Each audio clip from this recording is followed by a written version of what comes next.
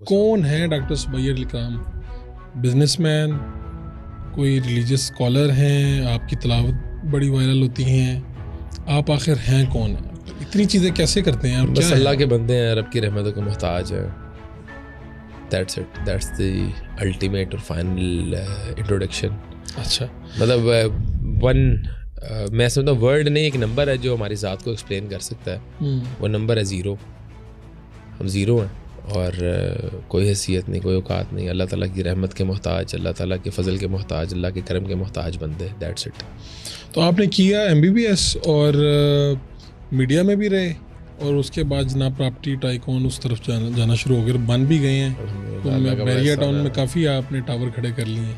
الحمدللہ میں نے حفظ کیا سعودی عرب سے، اس کے بعد اسکولنگ اپنی کنٹینیو کی. اسکولنگ کرنے کے بعد میں پاکستان میں آ گیا اور MBBS میں ایڈمیشن ہوا ڈاؤ میڈیکل کالج میں. وہاں سے MBBS کیا، لاہور میں ہاؤس جاب کی جنا ہاسپٹل میں. اس کے بعد جو ہے وہ ریئل اسٹیٹ کے اندر آ گئے. بس ایک زمانے میں آپ میڈیا میں بھی تو رہے، وقار زکا یا ڈاکٹر عامر لیاقت صاحب. یہ سمجھ لیں میرے کالج کے دور کی بات ہے، بیک ان 2009 10 11 12 13. آپ بڑے یو تھے، اسپائس وغیرہ بناتے تھے. وہ بس ہوتا ہے ایک زمانہ ہوتا ہے، تب اتنا کوئی علم نہیں تھا دین کا بھی. ایون دو کہ ایک ریلیجیس خاندان سے وابستگی ضرور تھی، لیکن پھر بھی آپ کو پتہ ہے اتنا بچپنا تھا نا. 18 سال کے بچے کو کیا فہم ہوتا ہے. تو تب آپ کے ہیرو کون تھے، یعنی جن کو آپ تھوڑا آئیڈیلائز کرتے تھے کہ یار یہ لوگ میں ایسا بن جاؤں؟ میرا جو ہے نا آنیسٹلی میری ہمیشہ سے کوشش یہ تھی کہ میں جو ہے نا کوئی میڈیا میں کام کروں، کوئی میں جو ہے نا کوئی ٹی وی میں کام کرنا چاہتا تھا. میں اینکر بننا چاہتا تھا کہ یار میں میڈیا میں کام کروں. اس وقت کس کو دیکھتے تھے کہ یار ان میں سے کوئی اس طرح کا بننا چاہیے مجھے؟ دیکھیں میں آپ کو بات بتاؤں، اللہ تعالیٰ کا بڑا احسان ہے کہ جو چیز ہم نے چاہیے نا اللہ تعالیٰ نے ہمیں عطا کی ہے. یہ اللہ کا بڑا کوئی خاص کرم رہا ہے. تو میں مطلب ڈاکٹر عامر لیاقت حسین کو بڑا فیسینیٹ کرتا تھا کہ ڈاکٹر صاحب جو ہے بڑا ایک ملٹائی ڈائمینشنل پرسنالٹی تھے. وہ گیم شو بھی کر رہے ہیں، رمضان شو بھی. میں نے کہا یار یہ صحیح ہے، دین دنیا کو بیلنس لے کے چلے ہیں. ایون دو کہ اچھا میں ڈاکٹر صاحب کے حوالے سے آج بھی بڑا پازیٹیو ہوں ڈاکٹر عامر لیاقت صاحب کے ساتھ. اس کی وجہ یہ ہے کہ اللہ ان کو جنت نصیب فرمائے. میں نے ان کے ساتھ وقت بہت زیادہ گزارا ہے، میں نے ان کے ساتھ کام بھی کیا ہے. اور حقیقت بات ہے ڈاکٹر صاحب کے اندر جو ہے نا وہ دین کا تعصب تھا، وہ دین پسند آدمی تھے.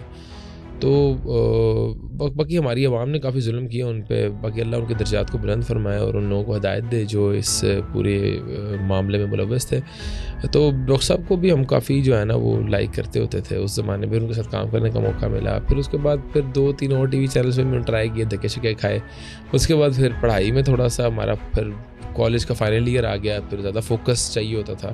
اس کے بعد پھر ختم. نہیں تو یہ جب سب کچھ کر لیا تو پھر پرسو کیوں نہیں کیا میڈیا کی؟ اچھا آنیسٹلی میں آپ کو بات بتاؤں، ایک نا کیونکہ ہمارے کافی ساتھیوں کی بھی میڈیا سے وابستگی ہے، لیکن میڈیا کے اندر نا مجھے کوئی گھبراہٹ سی ہوتی تھی. پتہ نہیں مجھے ہمیشہ سے نا میں یہ سمجھتا تھا کہ شاید میں ڈی ٹریک ہوں، شاید میں جو ہے نا غلط راستے پہ ہوں.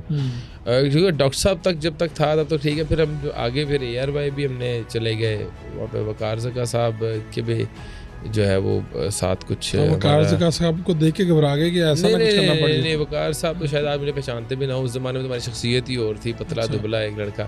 کہنے کا مقصد یہ ہے کہ ان کی بھی جو ہے نا ایک ان کے وہ شوز چلتے ہوتے تھے نوجوانوں کے. تو وہاں پھر گھبراہٹ ہوگی کہ یار یہ ہم کس مستی شغل میں لگے ہوئے ہیں، نتھنگ از پروڈکٹیو، کوئی میسج میں جا رہا ہے، ایک شغل میرا چل رہا ہے. تو وہ جو ہے نا تھوڑا سا دل پہ بھاری ہونا شروع ہو گیا. مطلب اتنی لذت نہیں آتی تھی. پھر جو میڈیا کا ایک چام ہوتا ہے، جو 17 سال کے لڑکے میں ایک چام ہوتا ہے کیمرے شامرے ٹی وی چینل کا، کہ وہ ٹی وی چینل دیکھ کے فیسنیٹ ہو رہا ہوتا ہے. تو وہ چام میں 3-4 سال میں پھر آپ کو پتا ہے پھر بندے کو فٹیک لگنا شروع ہو جاتی ہے. میں نے کہا یار نہیں یہ چیز میری والی ہے ہی نہیں. تو میں پھر آ گیا اپنی پڑھائی کی طرف فوکس کیا. پھر اس وقت تک تھوڑا بہت بندہ جو ارلی 20s میں نا میچورٹی کے اندر جو ہے نا وہ کافی میچورٹی لیول اچیو کر لیتا ہے. تو 23-24 سال میں میں فائنل ایئر میں تھا، اور 25 سال کی عمر، بلکہ 24 سال میں میری گریجویشن ہو گئی، اور 24 سال میں میں نے ہاؤس جاب سٹارٹ کی. اور پھر لاہور آ کے، اور پھر میں جناح ہاسپٹل سے فارغ ہو گیا. پھر میرا گھر بن رہا تھا لاہور میں، میں وہ گھر دیکھنے جاتا تھا. تو وہاں سے پھر ریئل اسٹیٹ کے اندر آ گیا. تو آپ نے ریئل اسٹیٹ سے پہلے میڈیکل کی طرف آنے کی کوشش نہیں کی یا بس یہ, اور میڈیکل کی طرف کیوں نہیں, آئے میں نے تھے؟ میڈیکل کی طرف آنے کی کوشش کی تھی, لیکن سم ہاؤ نا میں چوزی تھا. میں اس طرح کا کام نہیں کر سکتا تھا کہ میں پورے 24 گھنٹے جو ہے وہ ایمرجنسی میں گزاروں, یہ ہیکٹک شیڈیول وہ میں, یا صبح 9 بجے اٹھوں. میں چاہتا تھا کہ مجھے آپتھالمولوجی کے اندر وہ جو آئی اسپیشلسٹ ہوتا ہے وہ مطلب وہ بن جاؤں میں, یا ENT میں چلا جاؤں میں, جو کان گلے ناک کا ڈاکٹر ہوتا ہے.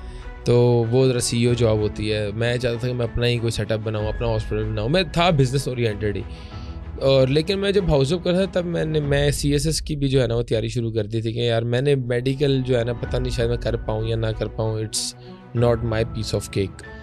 تو اٹیمپٹ کی اس کیسز میں میں نے اٹیمپٹ سے سمجھ لیں کہ تیاری پوری کر لی تھی, یہاں تک کہ فیس بھی جمع کرا دی تھی, رول نمبر بھی آ گیا تھا, لیکن اٹیمپٹ نہیں دے سکا کیونکہ مجھے بزنس کی میری 1-2 ڈیلیں ہو گئی تھیں, تو بزنس کے اوپر چڑھ گیا تھا میں. تو اللہ تعالیٰ نے جو مقدر میں لکھا الحمدللہ وہ ہو گیا.